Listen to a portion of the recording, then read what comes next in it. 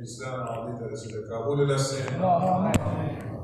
Həzrət İmam Hüseyin ağa Kərbəlasına bütün insanların baş sağlığı ərz eləməsi, bu 10 gündə, bu hüzünlü günlər, kədərli günlərində İmam Hüseyin ağanın yanında yer almaq və o məclislərdə iştirak eləmək insan həyatı üçün çox önəmlidir.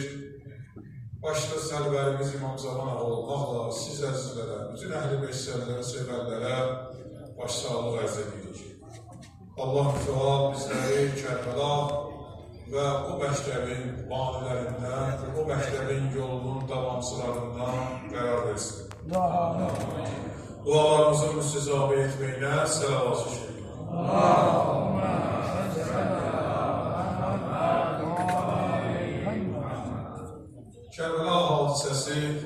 Kərbəla hadisəsində olan tarixi nümunələr, tarixi məktəb, dərslər heç vaxt köhnəlmir və insan o məktəbdən dərs aldıqca hər zaman o məktəbi özündə yeniləyir və yeni dərslər götürür, yeni nümunələr götürür. Kərbəla məktəbində Həzrəti Peyğəmbər sallallahu aleyhi və səlləmin bizə buyurduğu hədislər var və o dəyərləri hər bir insan öyrənməli və digərlərinə öyrətməlidirlər.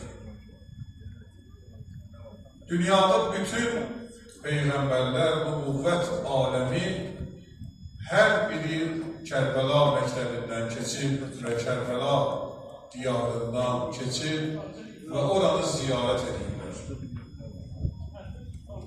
Və o ziyarət isə onların həyatında böyük bir önəm kəsb edəcək axirətin günü. Allah mütəal bütün Peyğəmbərlərinə salam və salavat göndərir sonunda.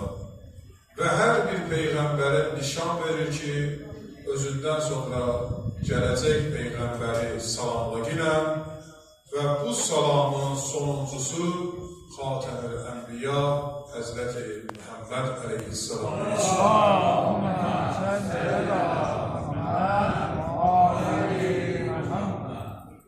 bizim sonuncu Peyğəmbərimiz bütün dinlərə hörmətlə yanaşır və bütün dinləri təsdiq edir və bütün dinləri banilərini ehtiramla yad edir və onlara öz dinində sabit qədəm olmağa çağırış edir.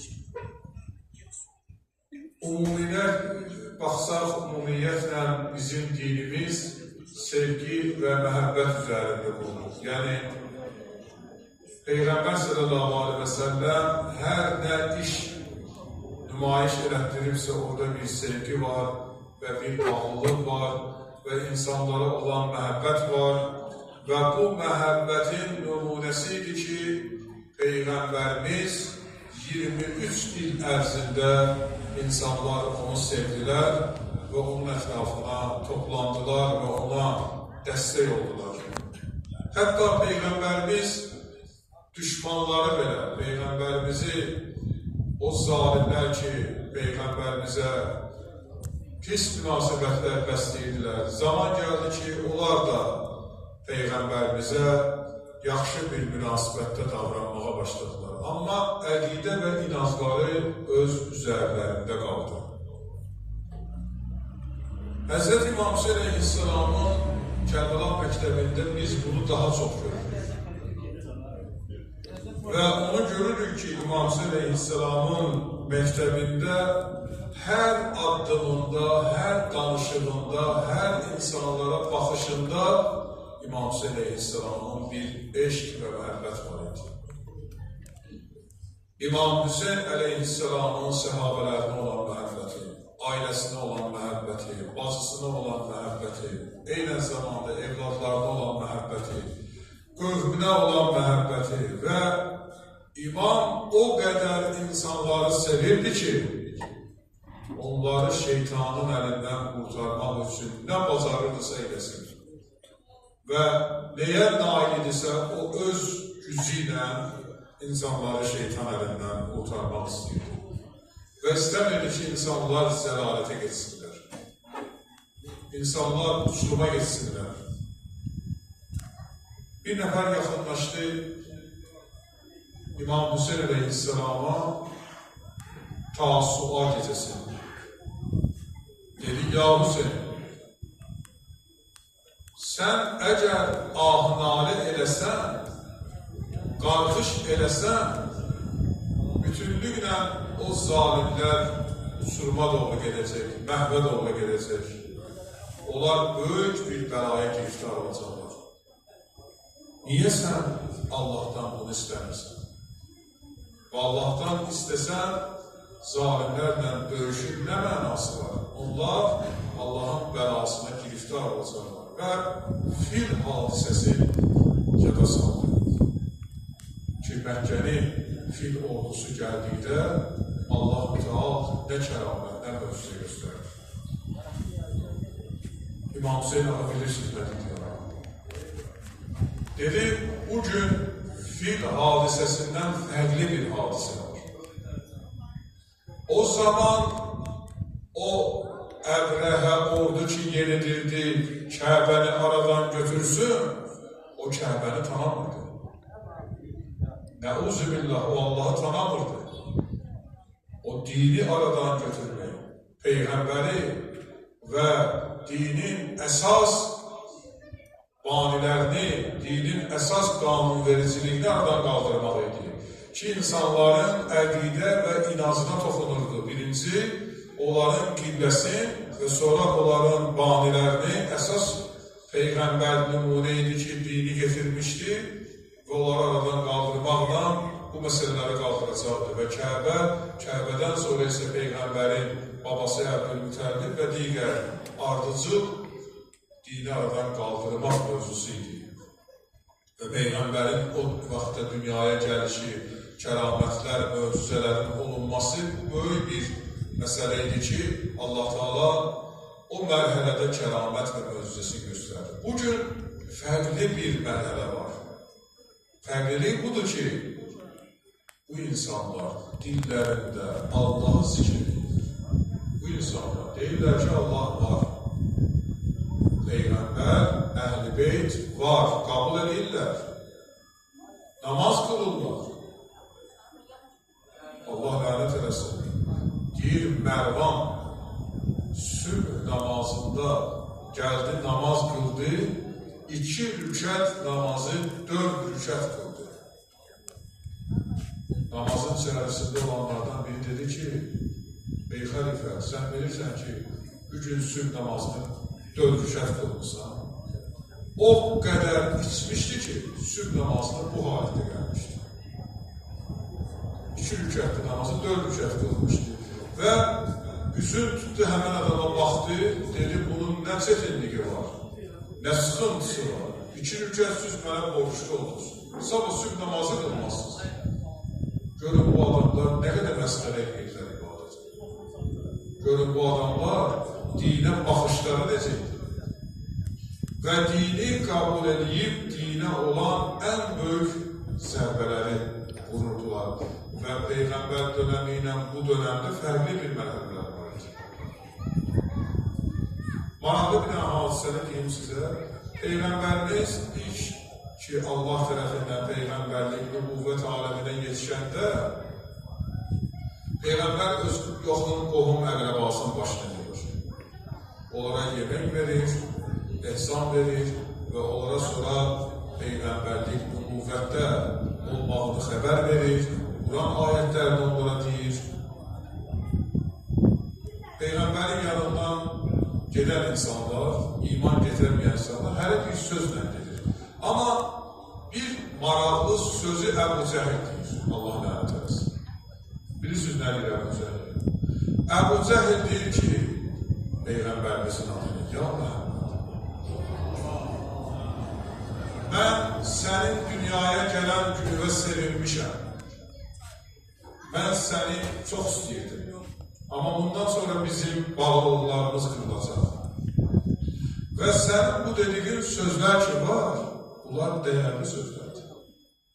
Əbu Cəhil belə desək, o zamanənin ən ziyalı adamlarından biri idi.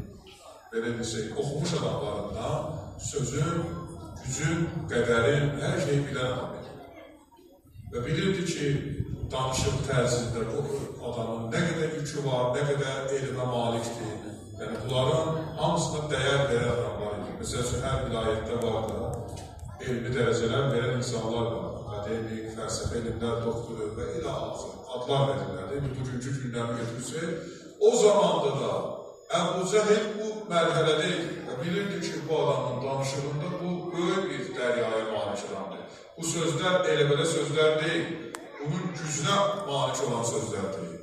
Deyir, baxdı belə, dedi, bu sənin dediyin sözlər çox dərin məna daşıyan bir sözlərdir. Elə-belə sözlər deyil və mən bu sözləri qəbul etsəm, gerək bütün var-dövlətindən keçəm.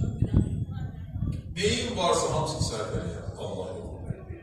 Və bu da mənim gücüm çərçivəsində deyil, mən bunu elə bilməyəcəyim. Və mən sənə də iman getirməyəcəyim. Nə gücün varsa, səninlə mübarizə aparmağa hazır. Və sənin dinin və sənin ətrafınla mübarizə aparmağa hazır. Bir kəlmə, dedi ki, Peyğəmbər baxdı belə ətrafına, dedi, bu adamın çıxışı ki var idi ya, bundan zərər də gəlsə mənə, mən biləcəyəm bu dedi. Bu mənim üçün bugün o qədər qorxulu adam deyil. Qorxulu bilirsiniz kimdir? Qorxulu odur ki, deyir Allah da var, Peyğəmbər də var, Quran da var və başlayır neynəməyə? Siyah olur. Başlayır Peyğəmbərin balasına əziyyət verməyə. Peyğəmbərin əzizlərinə su verməməyə, qadınlara zülm verməyə, kişilərə zülm verməyə, şəhərdə insanlara, dincə əvəliyə zülm verməyə. Bax, qorxulu budur. Cəmaat da deyir, biz də Allah deyil, sən də Allah deyilsən. Bizi dəyişdirən, fərqləndirən nədir? Niyə görə biz əziyyət çəkmək? Biz Peyğəmbərin yanında yer tutmuşuq, sən də deyirsən, mənə müqabıl edir. Fərqlilik nədir? Fərqlilik budur ki, bu insanların qəlbləri qaralmış adamlar idi. Bunların söz dilində idi qəlbi, onunla yaşamırdı. Qəlbin sözü deyil, dilin sözüydü. Səhərdən axşamacan nə qədər istəyirsən, bu dillə vədlər verir. Gəl onu qəlb təsdiq eləsin. Və bunlarda qəlbidə belə bir məsələ yox idi. Olmadığı üçün nəticələr Kərbəlanı yetişdi. Olmadığı üçün nə qədər dinc əhali öldürüldü, nə qədər dinc əhali zülmə məruz qaldı və Peyğəmbər ailəsi birinci əziyyət və zülmə məruz qaldı. Bunların dilləri bir söz deyirdi, qəlbləri başqa məsələ deyirdi. Gezinin Lənətullahın çıxışlarında var ki, Kərbəla hadisəsini tamamlanandan sonra sarayında xanımı deyir ki, gördüm, öz-özünə danışır, deyir, dedim ki, Subhanallah, deyirsən, bu giz olur. Bu havalandı, öz-özünə danışır. Deyir, baxırdı, saraya belə deyirdi, yaxşı oldu. Mən ata-babalarını eləmədiklərini elədim. Onların üstünə bir günah atacaqlar. Onlar heç bir bu işləri görə bilmədilər, mən bunu gördüm. Mən bu işi həll edə bildim. Görün, bu adamların qisası, bu adamların ürəyində kin, küdurət, Peyğəmbər əhl-i beytinə qarşı nə qədər idi və onu da göstərdilər. Onun üçün bu hadisələri mən danışmaqda məqsəd, məramım var. Bizim eşkimiz, məhəbbətimiz Həzrət İmam Hüseynə varsa, gərək dil yox, qəlb bunu təsdiq edir. İmam Hüseyni sevən adamın qəlbində kin, küdurət olmaz. İmam Hüseyni sevən insanın qəlbi mərhəmətli olar. İmam Hüseyni sevən insan ibadətində dəqiq olar, əməllərində dəqiq olar. O adam ki var deyir, getdim şeytana daş attım, həcc ziyarətində qayıtdım, gəldim. İnsan qəlbində olan o şeytanı hər zaman daşlayar və Peyğəmbər əhl-i beytinə öz sadiqliyini nümayiş etdi. ki, həqiqətən, ya Hüseyin, mən sənindir, mən səni sevirəm və mən axirətin günü elədiyim əməllərin ali mükafatını səndən görəcəyəm. Bax, hər birimiz dualarımızda, münacatlarımızda bu sözü deyirik. İlahi Həzrət İmam Hüseyin Ağanı bizim qəbrimizin əvvəl gecəsi, onu bizə qonaq eləginə, ona bizə yetişdirginə. İlahi amin, nə gözəl dua. Yaxşı, belə bir söz var və sən bu İmam Hüseyin üçün neynəmirsən ki, bu qonaq gələsən? Ne iş görmüsən bunun sonra? Nə qədər bunu dəyərləndirmirsən, nə qədər bunu sevmirsən, nə qədər bunu sevdirmirsən ki, o sənə qonaq gəlir. Yaman şəhərində bir nəfər Cabir adlı şəxs var idi. Cabir çoxdur ya, Cabir ibn Ənsarı da var. Onun haqqında da bilirsiniz. İnşallah zamanı gəlindikdə tanışacaq Peyğəmbər səmanası. Cabir ibn Uveys adlı bir şəxs var idi. Bu, gecə gündüz deyirdi ki, ya Peyğəmbər, canım sənə fəda olsun. Ya Əli, canım sənə fəda olsun. Bir nəfərə kömək edirdi, deyirdi, ilahi, Peyğəmbər əhl-i beytindən öyrəndi. Bu səvabı yaz mənim əməl dəftərimə, amma onlar da buna şahid olsun. Adamda həvəsə var. İşi gördükdə əhl-i beyti də istəyir şahid olsun. Və həqiqətən də bilədir, insan gördüyü işlərə imamı da, Peyğəmbəri də hər bir zamanda şahiddir və görür olur. Bir gün bir məclisə gəldi, yetişdi. Həmən bu Cabir gördü, bu məclis fərqli bir məclisdir. Məclisdə əvvəl tərif gedir. Tərif kimi tərifidir? Peyğəmbər və onun əhl-i beyti. Dedilər, Peyğəmbər bu olub, Həzrət Əleyhisselam onun əzizi, canəşini olub, kürəkəni olub, xəlifə olub, imam olub, onun evladları İmam Həsən olub, onun evladı İmam Hüseyin olub, Kərbəlada zalimlərlə üzböz yanıb, Maviyyə ilə İmam Həsən bu hadisələrin hamısını danışırlar, bu da qulaq asılır. Qulaq asır, qulaq asır, qulaq asdıqca bu uşaq aparır. Adamlar var, belə çıxış edirsən, muazə edirsən, elə bil ki, o bu sözləri eşitdikcə qəlbi aramlıq tapır, rahatçılıq tapır və yatır. Bəzən yatmaq elə aramçılıqdandır, bəzən yatmaq bilirsiniz nədəndir? İnsanın bicanəliyindəndir. İnsan o sözlərə bicanə yanaşır və özünü eşidəkdə eşitməməzliyə vura yıxılır yatır. Bu uşaqların bunu bir də görür ki, ayılır, görür ki, tərif bilirsən kimi tərif edir, Yezidlər. Gəlib hədəf çatır, bir Yezid təriflənir ki, Yezid xəlifə idi, lənətullah. Yezidə qarşı çıxarsan bilmirdin, nə işlər baş verəcək, bu xəlifədir, bu zür.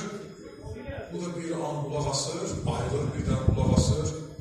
Deyir, Allah, ya mən yuxudaydım. İmamı tərifləyirdilər. Amma bu gün indi ayılmışam, Yezid təriflənir. Bu məclis nə məclisdir? İmamın məclisidir, ya Yezidin məclisidir?